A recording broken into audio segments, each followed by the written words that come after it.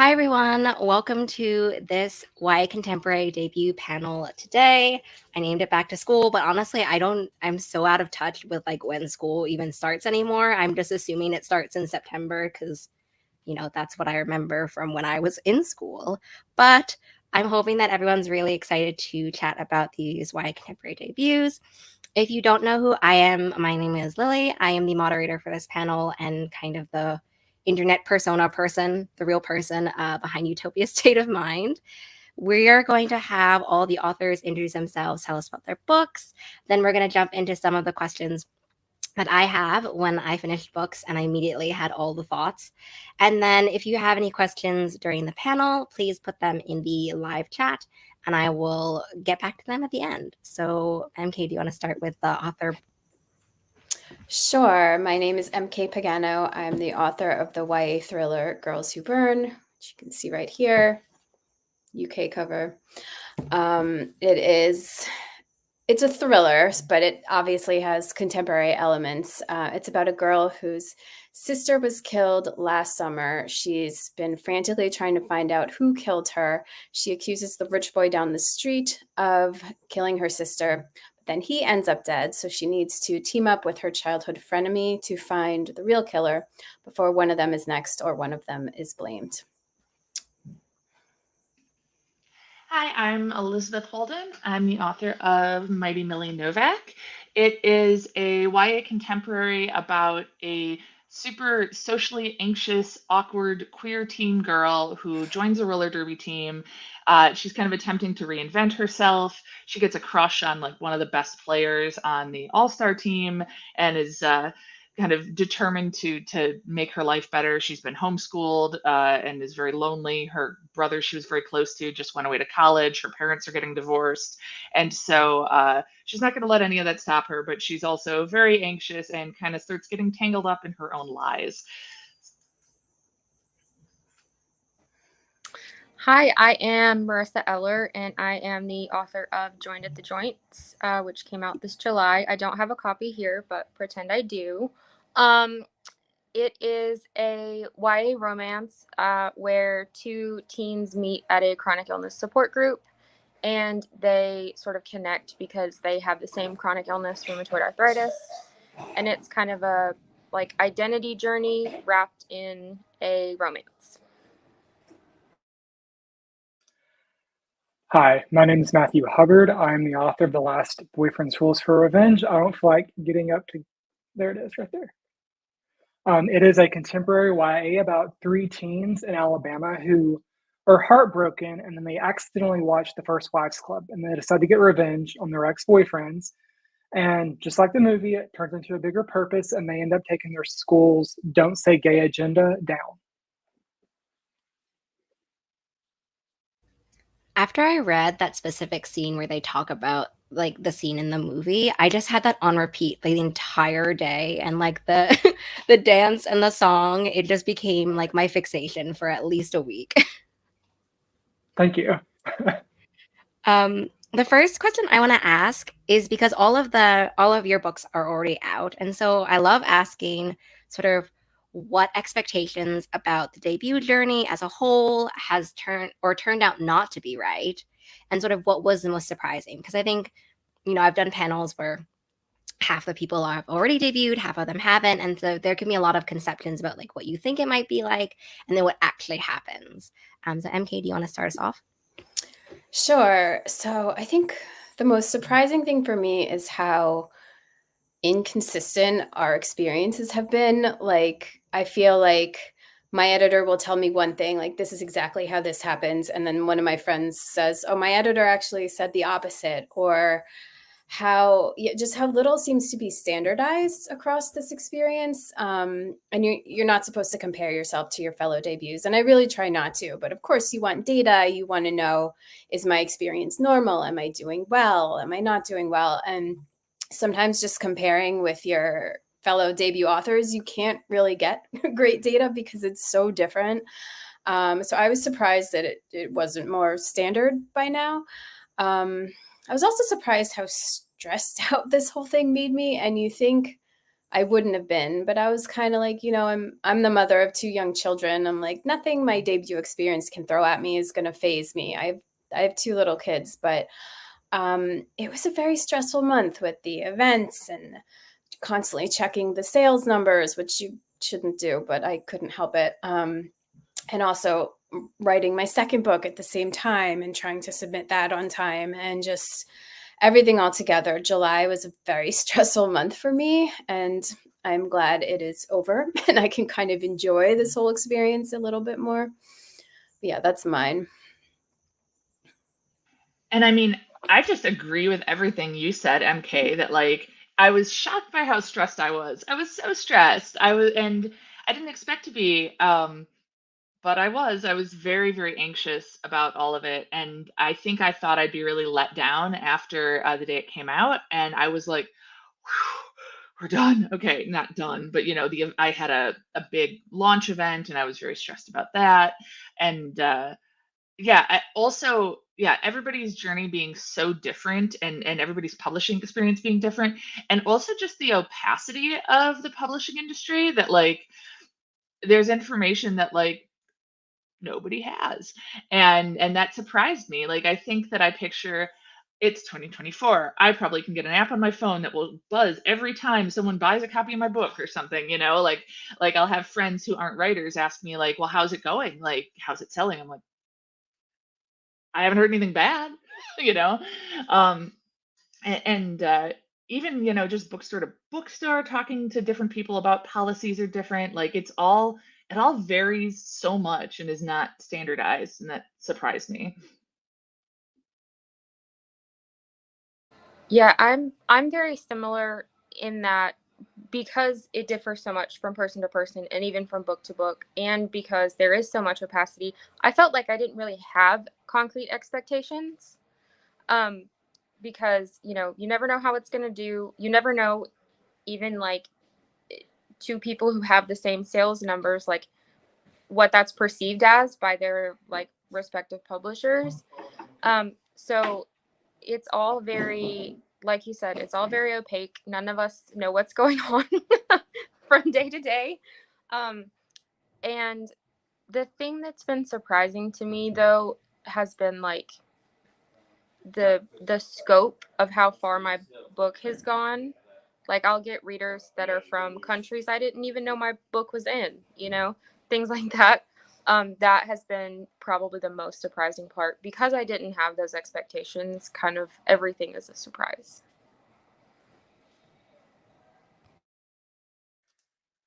And not to turn this into an echo chamber, but the whole standards of everything, not knowing what to expect. So that is stressful because I'm an overachiever and I like to know what to expect so I don't get startled or overwhelmed, and you can't predict what's going to happen. Well, I take that back. If you have something fun planned in your life, expect 2 different deadlines to hit you all at once. That just is how it always happens. Like for instance, launch month in April, I got hit with the last round of developmental edits for book 2. And oh yeah, my agent was like, "You need to start working on book 3." And I was like, "I have a book to release." That was very that. And then the thing that surprised me the most is I woke up on release day and was like, "I'm going to go to my nearest bookstore and I'm going to go look for it in the wild." And the fact that I forgot that this was a business and then not every bookstore is going to have your book. It's not a given. And like I assumed that that would be a thing. Like every bookstore would have my book in stock, and it was very, I want to say a slap in the face, but not in a bad way. It was just very jarring. Of like you get wrapped up in the creative process, and you don't really remember that this is strictly business, but we only see the creative side of it.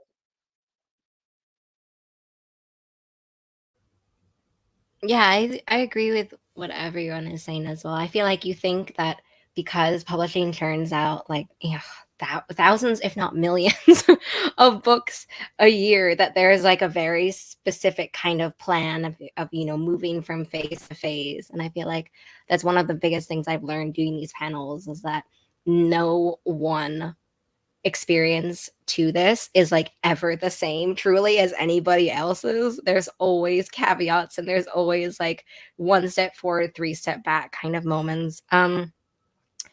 Because you all also have like the book out. I know that another thing that people have said as well is that like it kind of feels like going up to release date feels so that there's always something to do. They're so stressful. You're planning for something and everything. But then on release day, you kind of are in this free fall. I wanted to know from all of you if you have similar feelings or if like the post release has been stressful or challenging in that way that like you might not have expected as well. Yeah, so my release day, I actually had a podcast to go on booked that day, which in retrospect, I kind of wish I'd let it be a bit more of a relaxing day, even though I loved the podcast I was on and the episode was great. But then I went to dinner with my husband, so that was just a kind of nice thing that didn't have to do with anything. But the next day was my launch event, and that I was stressed about that all day. But yeah, the day of it felt weird because you have your family and friends messaging you. They've gotten their pre-orders. They're starting to read. They're sending you reactions. Your social media is blowing up, and I just felt like trying to keep up with it all. But then I kept being like, everyone told me to relax. I need to relax, but you can't yell at yourself to relax. That's not relaxing. And so, yeah, I'd say the couple weeks after I launched were probably the most stressful because then I had my second big event about 3 weeks later. So I had a little time to kind of chill, but then I was also nervous about that. Like, how's that going to go? And there's always little hiccups, and public speaking stresses me out. I'm a writer. I'm not a speaker. I think it's not until about a month later that things kind of started to even out for me. Like, okay, it's just out there and that's fine. And I can go back to writing now. Like, So I'm not sure. It sounds like my book came out the most recently of everyone's. It's only been out for 2.5 weeks. And so, I mean, I feel much better now that it's out, honestly. I'm still kind of in the process of getting a lot of stuff scheduled with some bookstores and stuff, and even like all the way out into February, doing some events just like on weekends. And but I don't know, it all feels less fraught. And I feel like having the book exist makes it easier to talk about, as opposed to like, no, it is real and you can pre-order it, I promise. Like, no, it's, it's out there. You can see it, in a bookstore or online or whatever. Um, and yeah, I think I am also feeling better because I'm starting to look forward, and I'm working on another book, and that is nice and distracting. I'm like somehow able to keep myself from obsessing quite as much about Goodreads and about, Googling the name of my own book, and all that stuff. Like, I'm just like, it feels a little bit, I don't think it was ever that much in my control to begin with, but I think I feel a little bit less like, well, it's happening now. The book has a life of its own. I can, I'll do what I can, but not obsess over it. Yeah, so my book came out in July, early July. So I'm at like 2 months out now, and I'm still kind of in the like mix of events. I have what I'm considering to be like my last one for my like launch events in a couple weeks. So I don't feel like it started to settle quite yet, but I do feel like very similar to Elizabeth, where like it has a life of its own. It's kind of its own thing now. And it's time to worry about something else. Like, we were talking about how publishing kind of in some ways moves really fast, in some ways moves really slowly.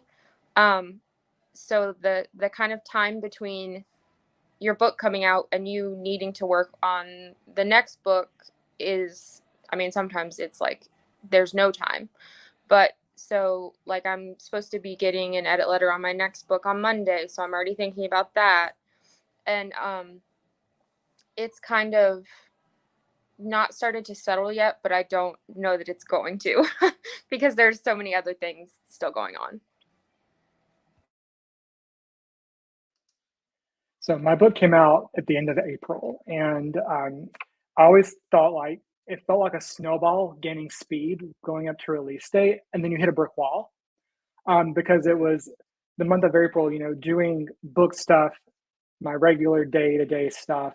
And then it was like, oh, you want to do an interview here, an interview here. Can you write a guest article here? It's like almost the same exact questions that I'm answering, but I have to rearrange how I answer them. And that was more stressful than just answering them like they were fresh. And then I did a 2-city book launch. So like the morning of my release date, it was here in my city of Chattanooga. I had like a TV interview, and then I remember not sleeping and I had those little pads under your eyes and tried to like refresh myself, and it wasn't working. So I did the launch event that night. The next day, woke up, drove to Nashville to Parnassus Books for my second launch event, and like that kicked off at like a 10-city book tour that I did. And it's like I didn't feel like I had time to like breathe. Um, I filed that away for book 2 next year. But I had a lot of author friends tell me that to really expect the post-release depression, to where you come to a full stop. And I was told to make sure you schedule events like scattered out for like 2 to 3 months after your release date. So you never you're always in that ebb and flow of emotions and you're just not free falling. And I feel like that really, really helped me stay sane and not like cry at the drop of a hat like I did leading up to release day. I would love to ask an unscripted question. Basically, you've all kind of talked about working on other projects specifically throughout this process, and like for Matthew, you were talking as well about like edits while the book isn't out yet. So how is working on other projects or second books or projects during the process of releasing this book? How has that been, or how was that for you to kind of have that different writing experience versus the debut, which have less sort of external pressures and external eyes, I guess, on you? I mean, my favorite part of being an author is just the writing. I love writing. I mean, it's hard at times and it's frustrating at times, but it kind of feels like all this other stuff is just a little bit extra. Like, I'm not a public speaker, I'm not a social media influencer. So having to do all these posts and these events, and while there's great stuff there too, my favorite part is just sitting down and putting words on the page. And so I think actually having that, and kind of, I think there's a difference between whether you know that your next book has been picked up and whether it hasn't. Because if you're drafting with like this doubt of like, oh, am I going to have to go through this whole trying to get it published again? Or if you're drafting with, okay, this is going to be published. Like, I feel like there's stress there either way. And for me, I had a little bit of both there, because you're thinking, well, someone already bought this, so it has to be great. So you're like working with that pressure, but then you're like, well, no one's bought this, and what if no one ever buys anything I ever write again? So I feel like there's stress in both situations, but also just getting yourself lost in the story. I feel like that actually helped me cope with all the other stuff, because I was like, you know what, I'm not going to worry about my numbers. I'm not going to worry about my events. I'm going to worry about how I get to the inciting incident. I'm going to worry about how I get through the saggy middle part. And that's the thing that I know how to do, because I've been doing it for 10 years, because that's how long it's taken me to get here, where the debut stuff is all brand new and I have no idea what I'm doing. So it's kind of nice to return to a more solid ground that I think. And I think the opposite of MK in a way is that like I love public speaking. I feel most comfortable when I'm in front of people. We had 80 people at my launch event and I was just like on fire. It felt great, That's where I'm really comfortable. I also like marketing. I have a travel business, I have a small business, and so it's like I'm all about like the hustle and like thinking of different things I can do and being creative, and like I'm working, because my book's about roller derby. I'm like talking to a lot of different roller derby leagues, and I'm doing events with junior leagues remotely, and like I love that.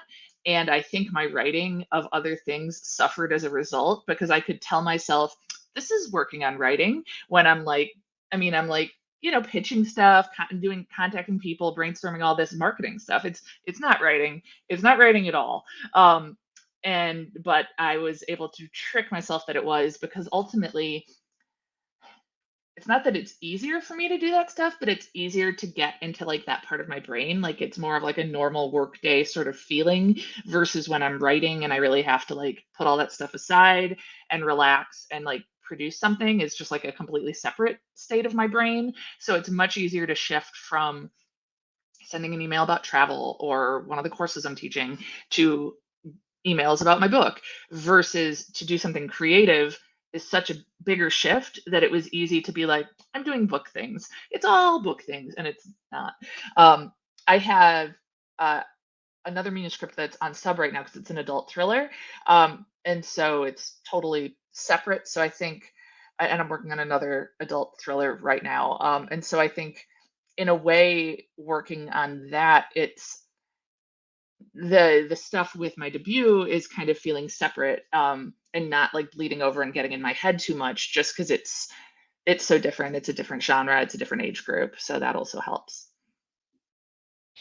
I actually did something really similar to Elizabeth unintentionally, but I'm very much like NK also, that writing was kind of an escape during this like debut period, but I did shift into a different genre and age group, so it did feel like completely separate. It was still, writing's still my escape. It's always going to be. So it was easier to like separate the writing from the publishing.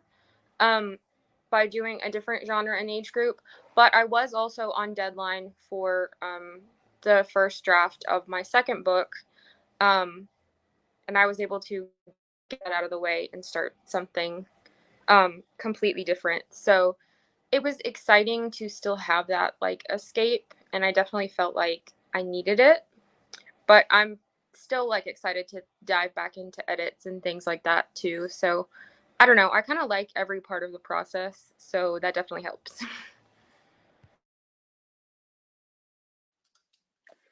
So I didn't really get a break to sit and appreciate the hard work that goes into getting your debut to publishing day. I like last May, I turned around, turned in the final draft, and was like started immediately on book two. So I was writing book two and going through the drafting process while I was doing past pages and checking things like that. So it was like I started equating it to be, because in my day job, I do graphic design, marketing, and PR. So it turned into writing was no longer an escape. It was like an extension of what I do every day. So it was like each book felt like a full-time job. So like simultaneously doing two books, like I had two full-time jobs on top of my day job, and it got to be really stressful. So it was like, and then to coincide with that, with the release date happening for the first book, I was already writing through a proposal in the first 10,000 words of what I want to be book three. So it was like always something. So I like, right now I'm in some downtime to where I'm just like sitting back and appreciating, because like 2 years ago, none of this was possible. So it's just like so crazy. I'm catching up on the good vibes. Like I wasn't able to appreciate them before. So now I'm like kind of just basking in like, holy crap, I did that. I love that you're finally getting some time, some downtime. It sounds like you really need a like a week of not having to do anything specific. Um, I would love to chat now about some questions that pair books together, and I also want to remind people who are watching, if you have any questions, feel free to drop them in the live chat. I want to first discuss the siblings in Mighty Millie Novak and Joined at the Joints, because I'm a sucker for siblings. I love a good sibling side character. They're some of my absolute favorites. So I'd love for you both to chat about the siblings, the development of those as side characters. Specifically because I feel like both of your siblings in your books kind of are talking about complexities of when siblings kind of support us but also disappoint us, right? Like being very real about that complexity within another character. Yeah, so in Mighty Millie Novak, the person that she's initially closest to is her older brother Ben, and Ben and Millie are very different. Ben was not homeschooled. He plays baseball in high school. He's confident. He's like mainstream in Millie's words, and he goes away to school at the beginning, and so they're close. And I think it was important that like he's different than her and they don't always get along, but like they've got each other's backs and they are, and they care about each other even though they're different, like that doesn't affect that. But it is a challenge because he's growing up, he's in this different environment. Does not have as much time for her. And so she's like feeling the extra strain and loneliness of just like she had sort of counted on her brother as being like somebody to socialize with, someone around her own age that she could talk to, and she's kind of disappointed in her expectations of how much they'll keep in touch when he's away at school, and like just how much he'll be there for her day to day. And I mean, I think that's sort of realistic and like a normal challenge that you'd have, you know, in that situation. Yeah, and so he's important in that, like, kind of their relationship sort of matures throughout the book as she's no longer putting these expectations on him. There, I'm trying not to say stuff without saying spoilers and things that get involved, you know, but yeah, I think it was important to see that, like, he's different than her. Their relationship is going to change, but that doesn't mean it's bad. Yeah. Yeah, in Joints, Ivy's siblings are really important to her. She's very family oriented. And it was important to me for her to be not just a chronically ill person, but a chronically ill person in a chronically ill family. So her mother and sister both have chronic illnesses as well. And so that's like a point of connection for them. But she also kind of finds herself comparing herself to them in a way that, like, if she can't do things that her older sister can, she sort of beats herself up about it. But also Caroline, Ivy's older sister, really pushes her to kind of get out of her comfort zone, because Ivy's really, really socially anxious and she would be happy just like at home forever. And Caroline is the complete opposite. She's like a total social butterfly. And so they don't necessarily have conflict because of that, but Caroline does put Ivy in situations that Ivy wouldn't put herself in. But those end up being good things for her, and she ends up, you know, happier because of them. So the Caroline is really one of the most important characters in the book, and I think it really like makes Ivy a full-fledged character to have those sibling relationships. Just because I think those are like family relationships are so important in YA because they shape us so much. So I think it really adds a lot to the book, and I really like personally love those relationships so much. Yeah, I think some of my favorite memories, or like small moment memories, from going to the joints, are like very much like kitchen/baking memories, but also the like dress. I'm like, how do I? Is this a spoiler? I don't know, but like shopping memories. I don't know. Yeah. I want to chat also about the revenge aspect, in The Last Boyfriend's Rules for Revenge and Girls Who Burn, because both of you have books that talk about revenge in different ways, and like the process of a character sort of conceptualizing like what revenge means to them. And so I wanted to know if you could both chat about how you approach the idea and like the theme of both revenge, forgiveness, and also justice, because I think that's another thing that both of you play with, which is obviously like the easiest, fluffiest question in the world. Yeah, I can go. So I think in Girls Who Burn, Addie, my main character, yeah, her sister is dead, and she's not so much seeking revenge as she is seeking justice, because the police rule her death an accident. They're like, oh, she must have just tripped and fallen. And Addie comes from kind of a lower income family, like lower middle class family, and there's this wealthy family right down the street, and she's convinced one of them killed her sister. And there's this whole ruminating on like, well, if we were one of you, if we were from the rich family, then they wouldn't have dismissed this so easily. And so she really fixates on this guy from the rich family. She's like, it must have been him. She saw him arguing with her sister. He had a huge crush on her sister. But then when he dies too, she has to realize, like, maybe what I was doing to him, his name was Thatcher, she's like, maybe I wasn't so much seeking justice as I was seeking revenge. And then she kind of goes back to, what I want is justice, not revenge. I want to find out who did this, and I want them punished. And that's kind of what she spends the rest of the book doing. She doesn't set out to like kill the person who killed her sister. She sets out to bring them to justice because she wants the justice, but also because there's some evidence that she herself might have done it. And spoiler alert, I don't think this is spoiler because you're in her head. So, from the beginning, she didn't do it. Yeah, I think there's a big difference between revenge and justice, and kind of parsing that out, I think, when you're trying to figure out what to do, I think is important.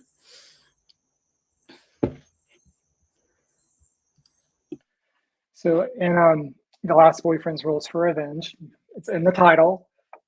It's very petty to start with, because aren't all revenge at beginnings, like when you're a teen and you're angry, it's petty, right? Or it was for me. So maybe that's saying more about me than anybody else. But I had this idea of, getting revenge on your ex by, ruining their birthday or something like low stakes. That's very external. Like, you want to make yourself feel better, so you're going to cause something external to happen, and which is usually how everyone approaches revenge. And there's a quote that my father told me that in turn, Ezra's father tells him, and it's called, "The best revenge is believing in yourself." And that's turning the revenge component into more of an internal thing, to where, like, you're not going to let what XYZ did affect who you are as a person. And that's like, that characters kind of learn that going through the story, that like they were not satisfied with causing all these external things to happen. They're starting to realize how shallow and petty they're being. They kind of like come of age, if you will. And so like keeping that mindset and believing in yourself, because I think that's the biggest message of my book, is like learning to believe in yourself. And like, no spoilers, but like the book ends at a certain place that some people don't like and some people do. And it's like having the rug pulled out from under you and then the curtains close and the show's off. It's like the play just ends mid-sentence. And I did that on purpose, because what happens in the future is what they've already in tune within themselves to believe in. Like, it doesn't matter what else happens, they're not going to let anything shake them. And like, so like, that was kind of like the revenge journey from inception to deception to whatever a circle is. So I just talked in circles, I'm sorry. I'm not gonna lie. When I read the ending, my initial gut reaction was certainly kind of what you said before. But then when my second beat reaction was exactly what you're talking about, right? Like this, at the end of the day, I don't know, like, can I come up with a cornier way to say it? Like, at the end of the day, it's about the journey and about sort of the way that you change as a person, and like the character evolution of theirs, irregardless of like, obviously I can't talk about the ending, but irregardless of like the outcome of the ending, basically.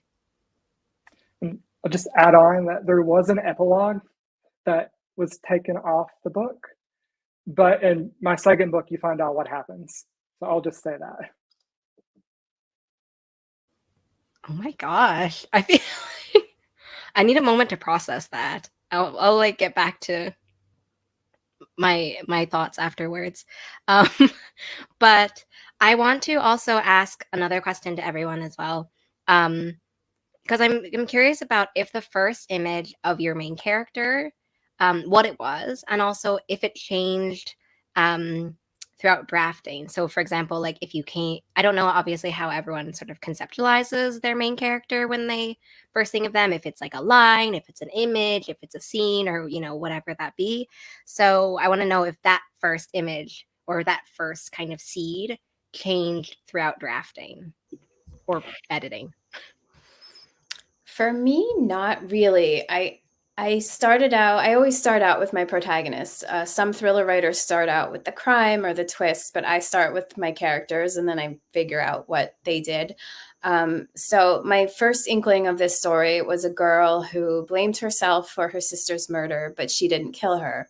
So, and she was very angry about it. Addie blames herself because she was with her childhood frenemy the night her sister was killed. She and her sister also got into this huge fight. The last thing she said to her was something very unkind. And then she went off and she died. And Addie spent the night with this boy that she maybe shouldn't have, while her sister was dying. So she has all this self-loathing, all this self-hatred almost. And she blames herself fully for this death and kind of focuses that hatred outwards. Like, I have to find the person, I have to find the person.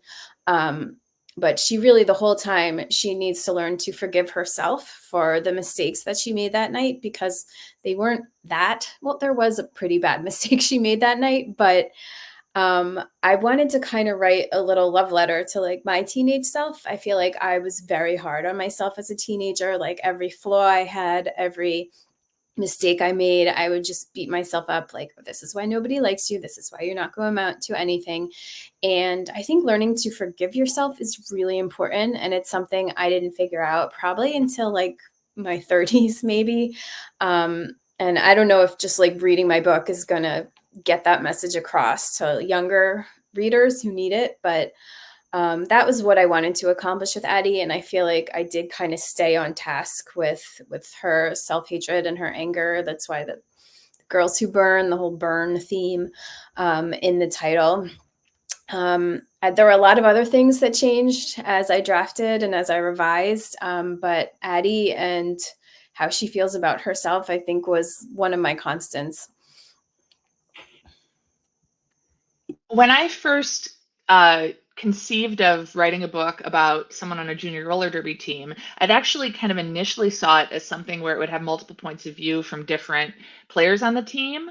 And I hadn't actually started writing yet, but that was just sort of in my head. And I would kind of think about it as I was falling asleep.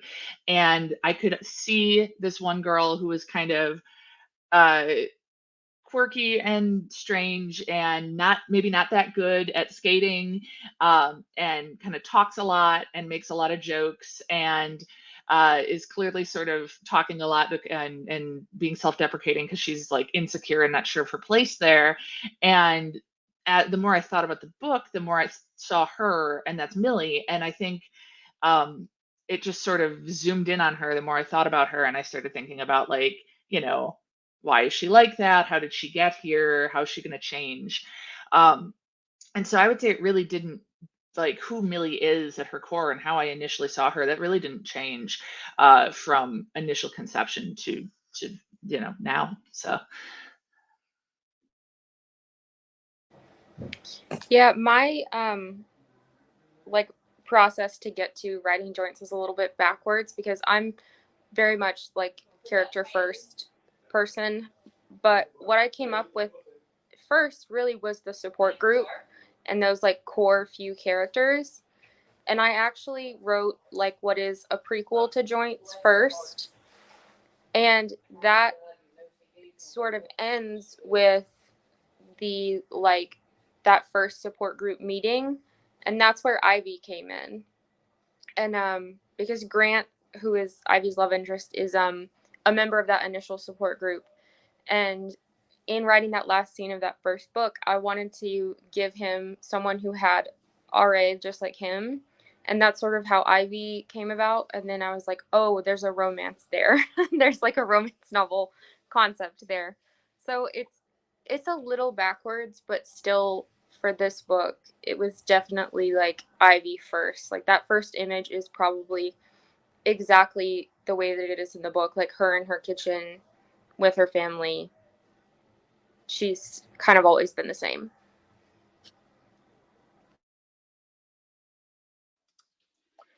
So when I sat down to start, so my process is that I do elaborate backstories for my main character. First, like their height, weight, eye color, what their favorite subject is, like the stupid stuff that doesn't even make it into the book. Like it's, I just like, it's like I want to write, but I don't want to write. I'm scared to start writing. So I do things that are adjacent. So that's what I did. And the very first image I've had of my main character, Ezra, is something that doesn't even pertain to the story. There's a scene in it, though, where he's nervous about something that's going to be happening that day at school, and it's breakfast time. And he's trying to paint his fingernails, and he's like really shaking. And the dad sits down across from him and takes the fingernail polish and continues painting them for him, and they just talk. And that idea is like, that's the father-son dynamic that I want my main character to have. I want it to be Lorelai and Rory Gilmore, but not problematic. So it's kind of like I just had that. That was the first vision that I had, and that's how I kind of like built my story, was around having that close connection to where everybody in your home accepts who you are. I love that. I want to ask a question that I feel like MK gave me the perfect segue to, but it is, what would a piece of advice that your main character give your teenage self? Because I feel like sometimes you can hear people or authors talk about how, um, they might be writing a book for who they were as a teenager, or that they would love to have given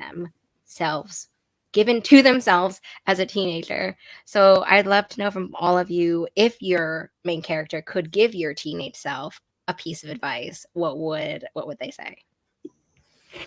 Yeah, I mean, I kind of already talked about it, but at the end of my book, when Addie has figured out how to forgive herself for her mistakes, I think she would say, like, just because if you do something wrong, you do something bad, you do something you regret, that doesn't make you a bad person. It doesn't make you unworthy of love. It just means you are a flawed human being like everybody else. And I think it's a message that we got pretty consistently, or teenage girls probably still get consistently, but especially in like the 90s and early aughts when I was a teenager, was that you need to be beautiful, you need to be thin, you need to be nice, you need to be polite. Like it was this very narrow definition of what being like a good teenage girl was. At least that was how I interpret it from the media, from the things I read, from the things I watched.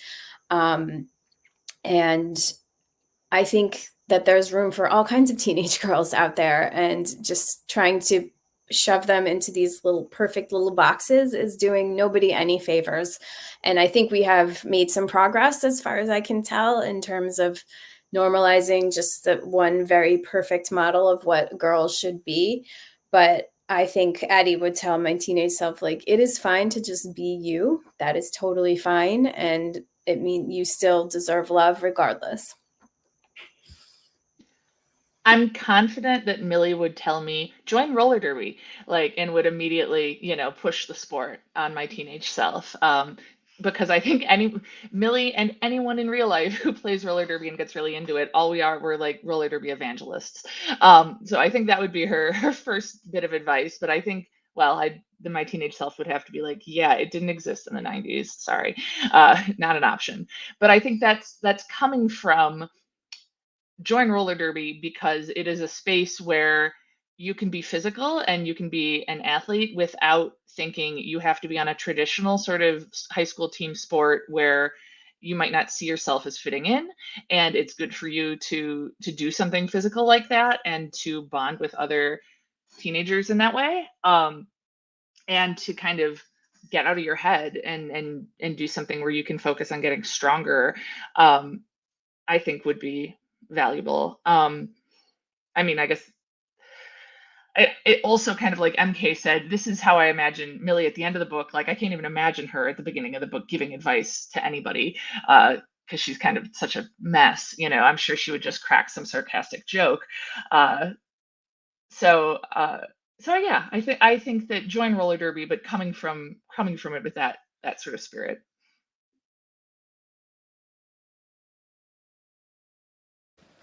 Yeah, I feel very similar that Ivy at the beginning of the book should not be giving anyone advice, and probably wouldn't. She would probably laugh if anyone asked her for advice. But also at the same time, I think that the like overarching advice she would give me was that I'm not responsible for everything. Like, she has this definitely like deep sense of responsibility for her family and herself and her friends and things like that. And like MK said, she's very, very hard on herself. And I think she kind of learns by the end, and she would tell me that not everything is the end of the world.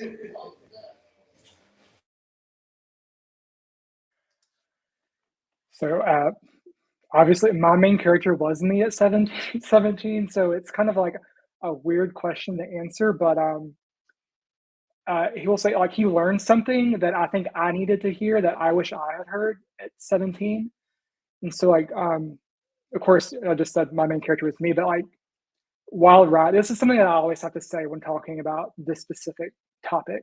Is that I realized that I was old enough to have a 17-year-old son, which is very frightening.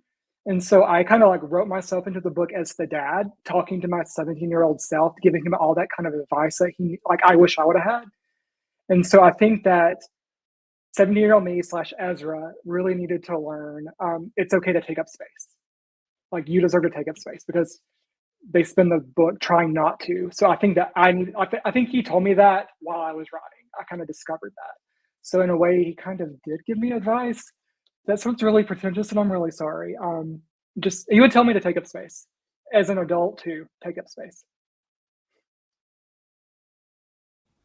I want to go back to something that Marissa said earlier about the first image of Joined at the Joint, specifically the interchange, the interactions between Grant and Ivy at the beginning, and like how you came to Ivy's character. Because I obviously didn't know that. I found this out with all of you today. So I would love to know if you could talk about the YA romance aspect to it, specifically between Ivy and Grant as she kind of navigates her identity, which you mentioned as well as like a part of the book. And also like romance and being a teen and like all of those kinds of feelings at the same time and like juggling all of that. Yeah, so the reason that I sort of came up with the support group first, there were a couple reasons. First being like I'm chronically ill. It's just very cool to like see myself in books. And there were so many books that I loved that I sort of saw my own kind of, I call it my own brand of chronic illness represented in.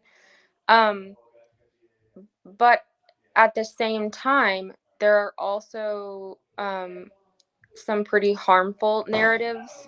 Specifically, there was a trend where like both the main character and the love interest are sick, and that usually doesn't end well.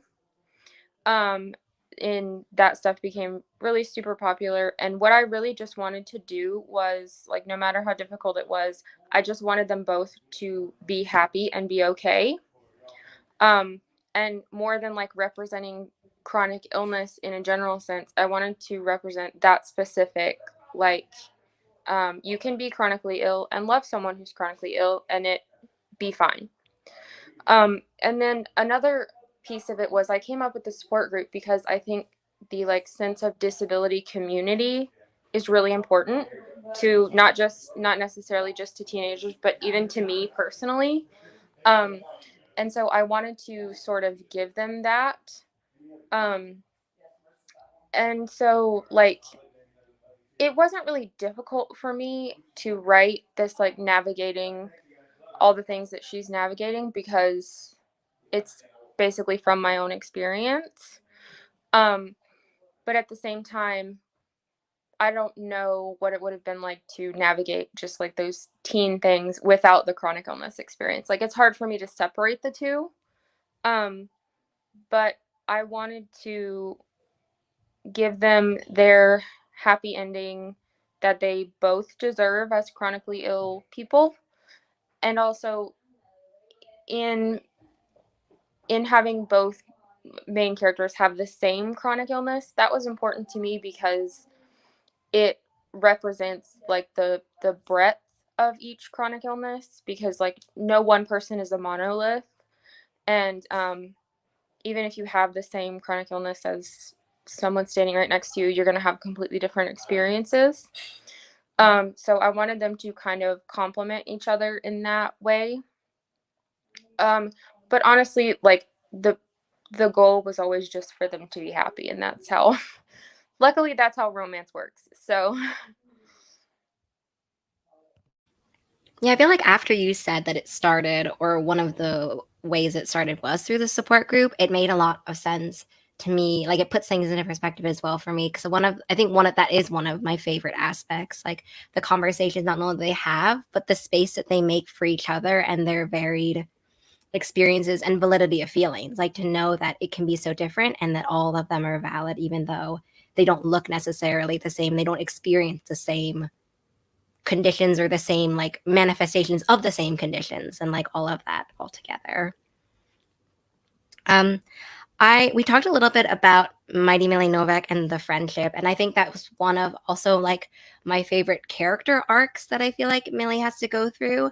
And also in Girls Who Burn, there's a similar friendship group and like friendship difficulties in that sense specifically also with the main character and the mystery and like the thriller aspect of that. So I wanted to have both of you talk about specifically those friend groups and what draws you to spending time discussing those kinds of nuanced friendship dynamics in your very both different books. Like they're very different plot lines of the books. Yeah, sure. So one of the things that I knew I was going to do in this book from the beginning, I didn't know who the killer was at the beginning, but I knew I wanted to do this, was kind of explore this grown-up friendship group that, well, not grown up, they're like 18, 19, but these are kids that have known each other since they were like 5. And I think there's something so interesting about childhood friends who grow up together, especially ones from different sides of the tracks, because I mean, I grew up alongside the neighborhood kids, and several of them are still my friends. And I love that. But I think it's so interesting that you can have these relationships with these people who saw you when you were wetting your pants or crying over your blocks or things like that. And like they've gotten to see so many different versions of you over the years. And with Addie and her frenemy slash love interest, Seth, they were rivals as kids. They argued a lot, they fought a lot, they bickered, they competed against each other. And then when they hit puberty, there was kind of this attraction there. And they've kind of had to navigate that. Same thing with 2 of her other friends who are in the story, who are suspects at various times, Jen and Jeremy. They had this kind of 3-person friendship group that changed when they all hit puberty and people start being attracted to each other.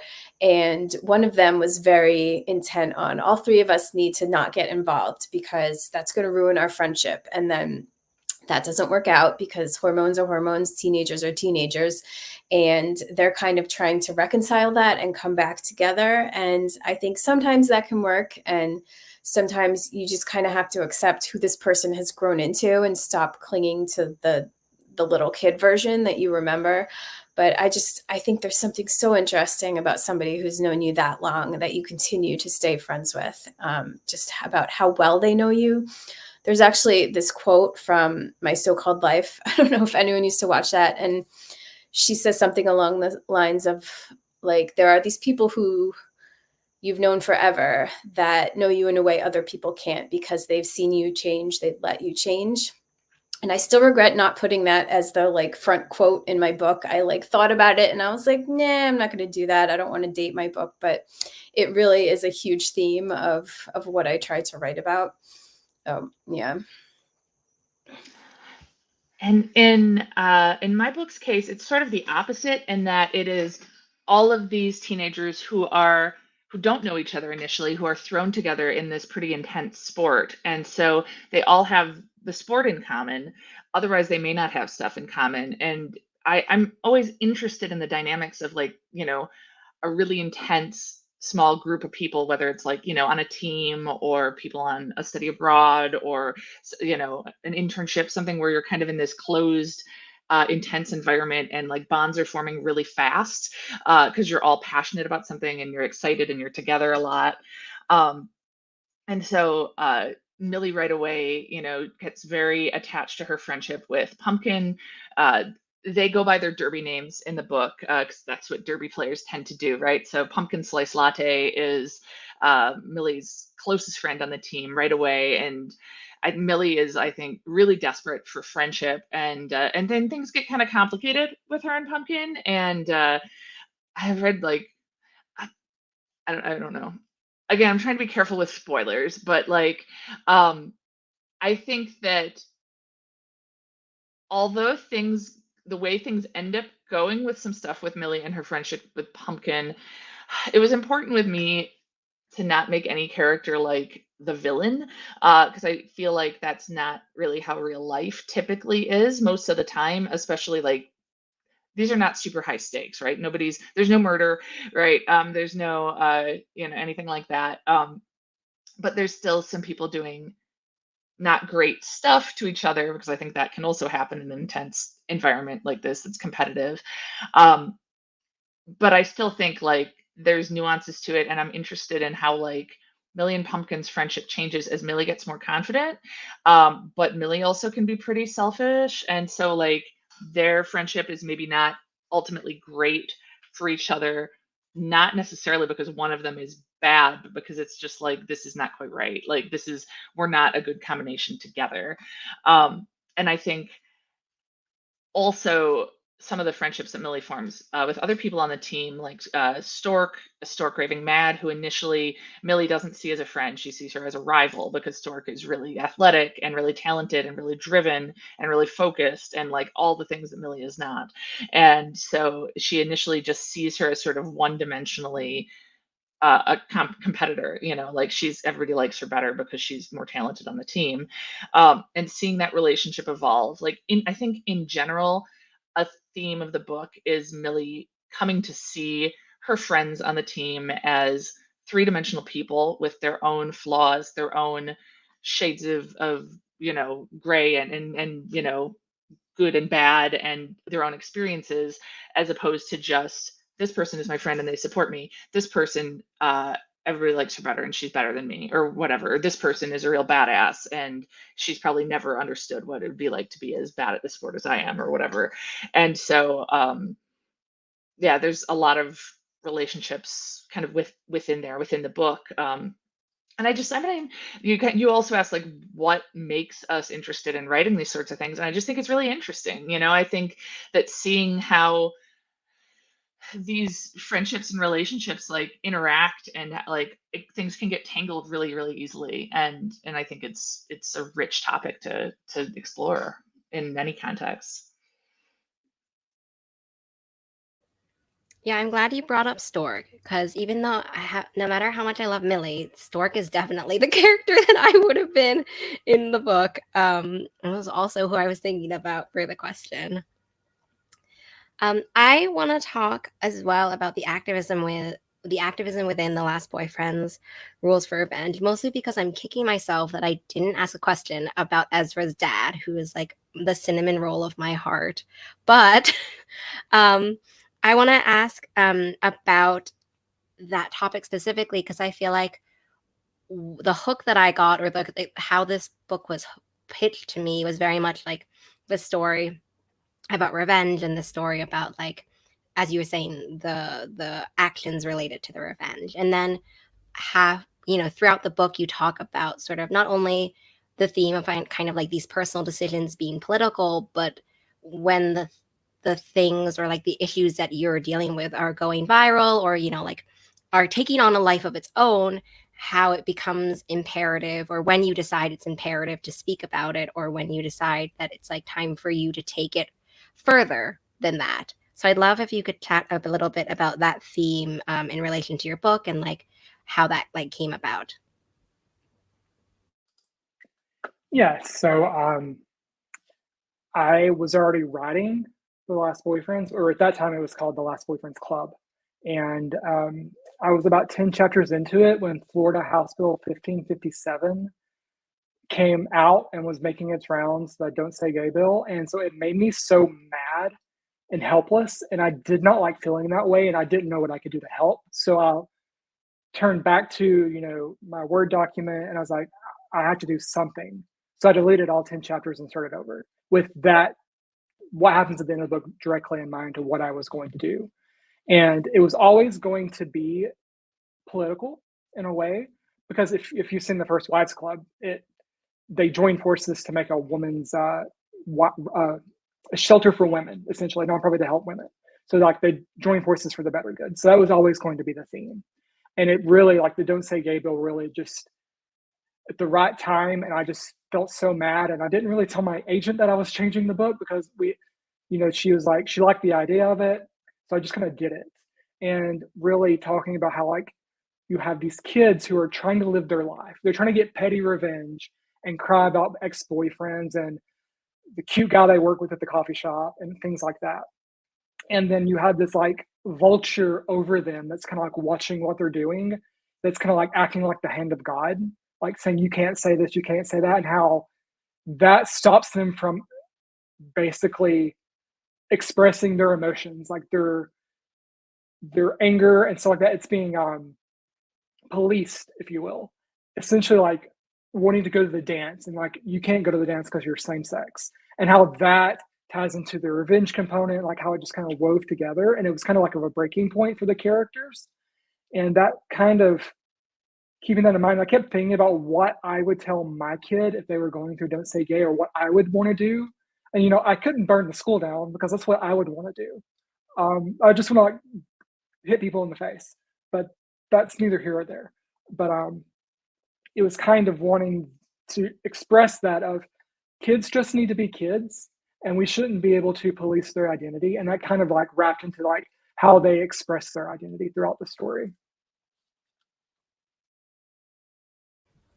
Yeah, and also, I feel yeah, because when you said that, when you were talking, I immediately also thought of like the school dance and stuff, and I also had flashbacks of reading also about like Ezra's dad and the conversations that they're having as well around this time, at least in the book, about speaking out and like what that would mean and what it could potentially do, and like being able to figure out the consequences, which is like so unfairly put upon them. So all the love, obviously, for his dad and him as like a human being. Um, I would love to thank everyone for watching this panel. I'd like to thank all the authors for like simultaneously saying so many things that I never knew, but like have loved hearing about all of these books. If you go into the description box of this video, of this live, you will have all of the book links down below. So definitely please go check them out and get them now that they're available for everyone to buy. And I hope everyone has a really great rest of your day and just enjoys until like colder weather. I hope everyone just makes it to colder weather. That's how I feel. I'm sorry if anyone really loves summer, but that is how I feel. And I'm just hoping that we all just make it through, is my point. That's all I think about every day. All right. Bye, everybody. Hey, thank you Bye. so much.